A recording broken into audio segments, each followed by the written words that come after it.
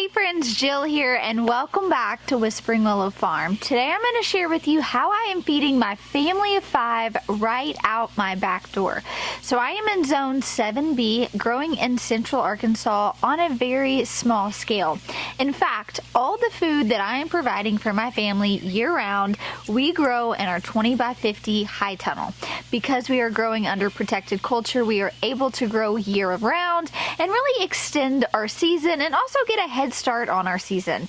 Although we are a little late to the game this year, we're planting everything a lot later, we are still eating up a lot of our winter harvest, and there are plenty of spring crops that we're harvesting. So today I'm going to share with you guys what I am growing and how it is providing for my family of 5, preventing us from having to rely on the grocery store even right now in May. One of the top things I teach here, and you've probably heard me speak about it before, is to really be successful growing food year round for your family. You have to make sure that you are growing and eating within the appropriate seasons. What that means is that certain times of year we are just not eating certain crops, which is great for our family because when that time rolls back around, we have waited and longed for that. We crave it so much. So right now we are in May, the beginning of May, and so we have not had those fresh spring greens since last spring.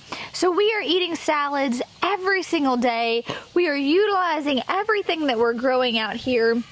It's a lot of what we are making our lunches around, our dinners around, meal planning around, because I know that I can crank out a lot of these greens in the springtime. I also know that these are going to bolt when it gets summertime, and I'm going to have to move on to another crop, and that's fine. We won't have these again until later in the fall. So behind me I've got a 3-foot by 48-foot long bed. And because we are also on a small scale and I'm needing to grow a lot of food for my family of 5, I'm going to share with you guys how I am interplanting. So you'll notice back here I have a cattle panel. And on my cattle panel, I have snap peas that are growing vertically, and they're going to just take over this entire cattle panel, and it's great. Once the snap peas move out, I will replace this with pole beans, which is also a crop that my family eats a lot.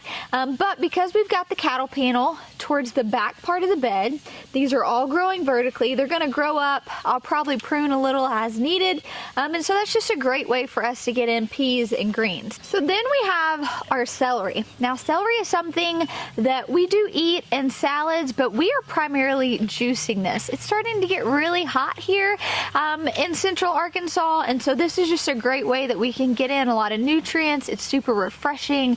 Everyone in our family eats it, and so it's great because the celery is going to grow tall, and we're just going to continue to harvest the outer leaves, and that way we can keep harvesting off of this way longer versus cutting the entire head of it.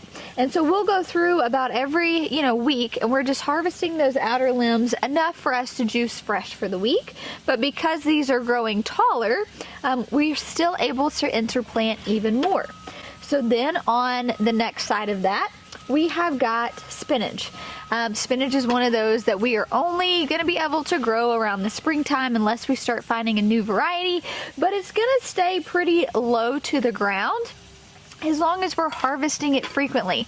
So as it's getting hotter, your spinach is going to have a tendency to want to bolt. Go ahead and harvest it, freeze it. It's great to go in different smoothies, things like that, frozen. But we are eating spinach every single day, whether we're eating it with our omelets in the morning, we're making a lunch salad out of it, a side salad with dinner. We just eat a ton of spinach. We put it in our smoothies. It's just super, super versatile. And so we love interplanting with this too. It just works really, really well for us. Then on the other side of that, we have got a salad mix. Again, we know greens are a little bit harder for us to grow in the summertime, so we want to grow and eat as much of this as we can in the spring and the fall because we know that's our family's window, and it's an easy crop to grow that can feed our family a lot of food. Instead of having, beans that are ready right now, squash and zucchini, we're replacing that side for our dinner with a side salad because it's it's what we can grow and it's what's in season for us. So when you think about, you know, replacing the grocery store with your backyard, you're gonna have to just think about that differently. We're gonna eat a ton of salads. Come summertime, we'll probably be burnt out, but that's great because that's when our lettuce is starting to bolt and it's not producing as much. That's also when some of our other crops are coming in, like our green beans, our tomatoes, our squash and zucchini, different things like that. So I have got a Salad Nova mix. I'm doing the foundations in the Premier collection. It's just a beautiful cut and come again. We will get a couple, you know, cuttings off of this. And so that is something that we are eating and harvesting every single day right now. So in this same bed, like I mentioned, it's 48 foot long, so I can grow a lot of different things, and I kind of have them in different grids, if you will. So we have put several cattle panels up, and we're growing vertically peas or beans almost this entire 48 foot long bed, where maybe if we had 2 more cattle panels, it would fill up the entire bed. So in the first third section, we've got, you know, the celery, the spinach, and the lettuce staggering at different heights, which is great. Kind of the second section, I have got kohlrabi, which is going to get a lot bigger, so I'm not growing those greens underneath it as much because these leaves are going to get big and it's going to really shade them out.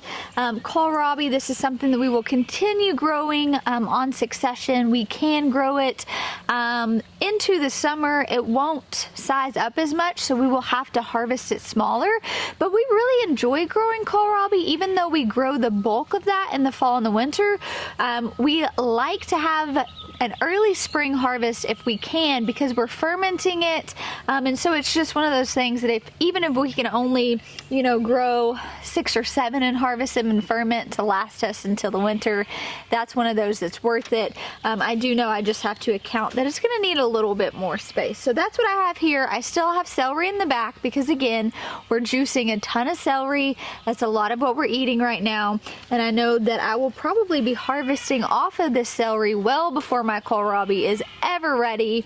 And then when it is ready, it's not something I have to consume immediately.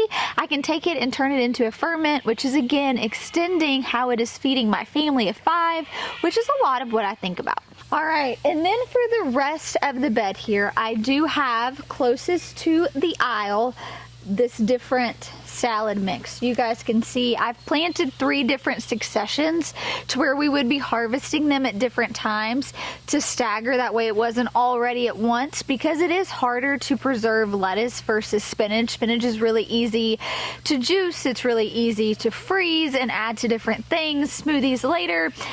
Really how we're consuming our salad greens is we're just eating them fresh, and granted we are eating a lot of salads right now, but I still needed to stagger when I was starting them. That way we could be harvesting up until it got really, really hot. But you'll notice I've got a bare spot here. Again, I still have celery. Celery goes almost to the end of the bed. Again, planting these in different successions. But because I'm not harvesting that whole head of celery, I'm just taking out those outside stems, this is gonna last me a good bit. So what I've done is I've went in here in this spare space that I have, and I've direct seeded bush beans. Beans are something that we eat a lot. We can easily can green beans. That's going to extend our harvest. So we are, you know, just kind of preparing to grow multiple successions. I know that once the peas come out of the trellis, we'll be doing pole beans, but that's going to be later in the summer. So we're going to go ahead and direct seed these bush beans. They're greenhouse variety, so they're going to put on faster. That way we can just have another alternative for a vegetable. They're already starting to sprout up. They look really great. And so those are all the way down the middle. Then on the other side of my celery, the cattle panels have now stopped. I have interplanted with a fairy tale eggplant. These are very, very small, compact plants. And so I've interplanted them to where we can harvest these from the outside.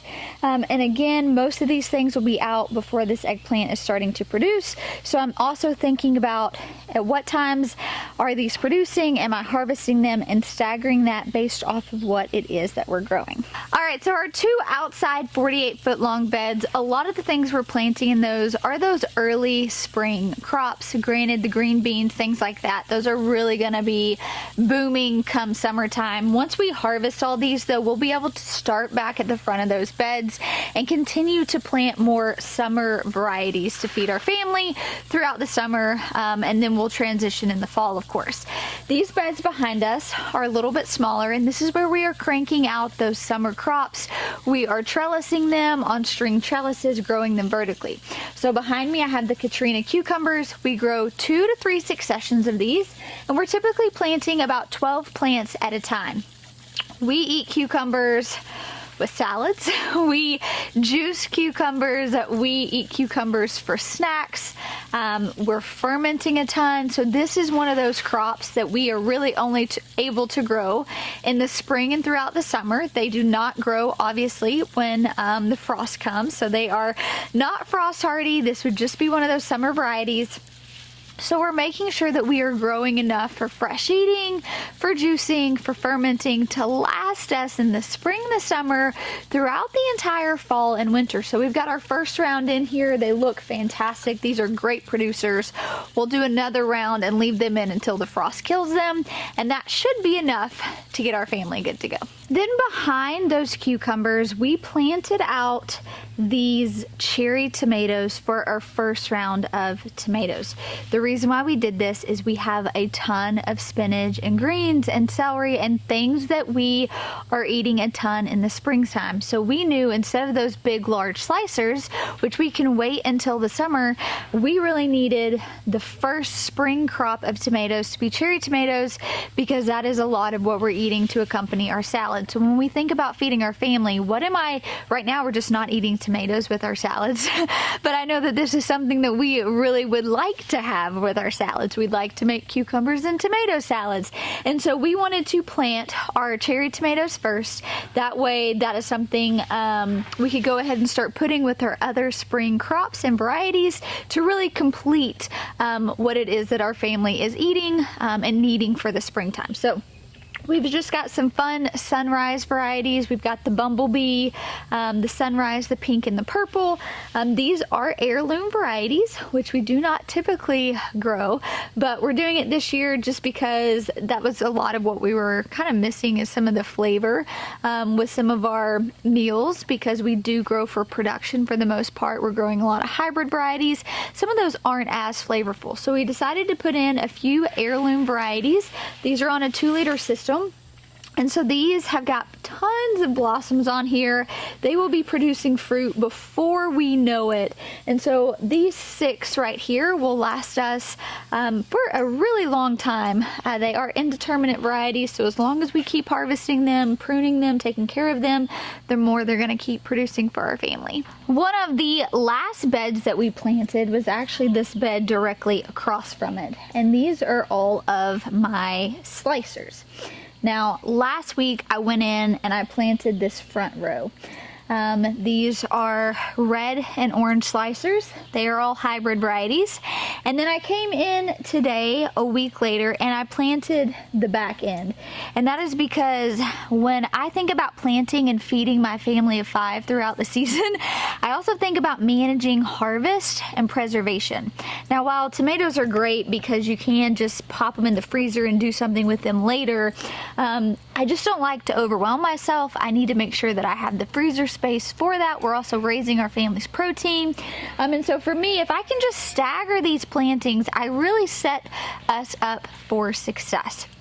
And so these slicers will be for salsa. We'll make diced tomatoes out of them, obviously fresh eating, but that for the most part is what these are. The rest of what you're gonna see are paste tomatoes, because this year we are out of a lot of our ketchups, a lot of our pasta sauces, things that we don't really eat a ton in the summertime, but we rely heavily on in the winter. So I knew that I really needed to allocate enough space for paste tomatoes, and out of all of the tomatoes we grew this year, the paste needed to really be our top priority so that we could restock all of these sauces to ensure we were not having to go to the grocery store and sourcing these things out.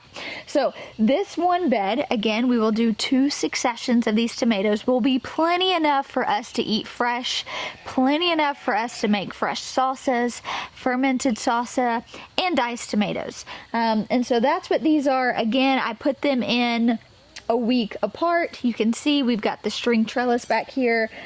These are actually doing really, really well. We are starting to lose the sun, so y'all bear with me. Now this back bed was one of the first beds that we planted. You'll notice here these spiky things coming up.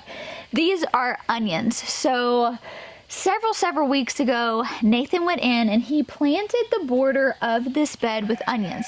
The reasons why we did this is we didn't have any other space designated for it, and we knew that these onions would bulb up and we would harvest these before, you know, our summer crops were ready. So it was a great way that we could interplant.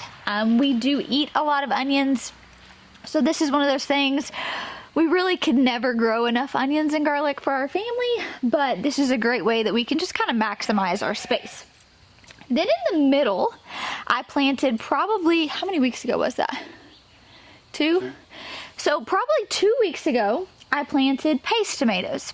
Now, paste tomatoes, we're gonna grow completely differently than our slicers, and I'll talk more about this in videos throughout the season, but we're not pruning them. They're gonna stay bushy, more dense. They're also determinate varieties, meaning they're gonna get to a determined height, 3 or 4 feet. They're gonna set on all their fruit, and then they're gonna be done, which is why we like to have multiple successions. Unlike that indeterminate variety, where the more you keep harvesting, the more it's gonna keep producing, that is not the case with your determinate varieties.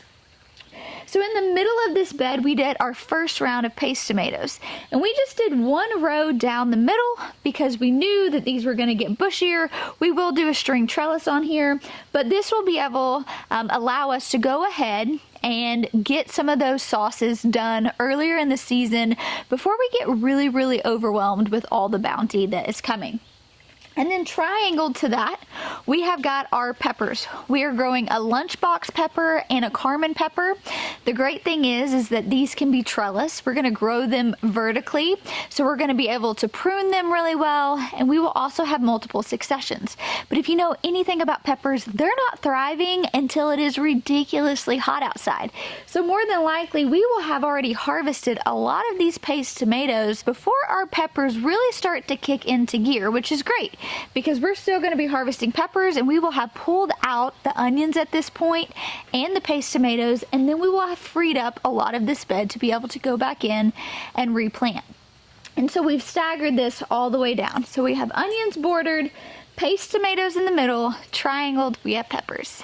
And then today, around 2.5 weeks later, I planted my last bed with paste tomatoes. Now this time we have decided to do 2 rows.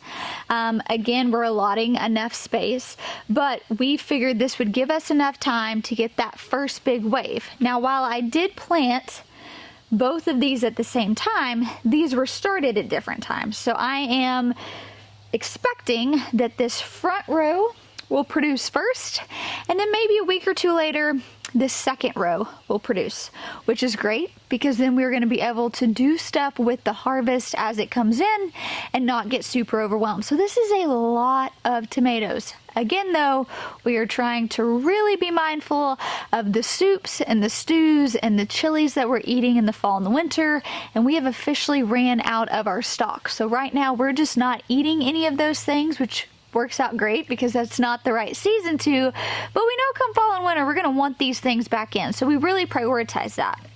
So when you're thinking about growing enough food to feed your family, especially if you're a larger family, ask yourself, what is it that you're eating, and grow those things. You'll notice we've got a lot of cucumbers, a lot of tomatoes, a lot of greens. Why is that? Because that's a lot of what our family's cooking, a lot of what we're consuming, and there's a lot of things that we just do without and we don't get all the time, and that's okay. So this whole back bed is just with paste tomatoes. That will be our second round, and then we'll change this out in the fall for different brassicas. All right, and before we lose literally the last bit of sunlight we have left, this is our big 48-foot long bed. Again, this is where we're doing those spring crops.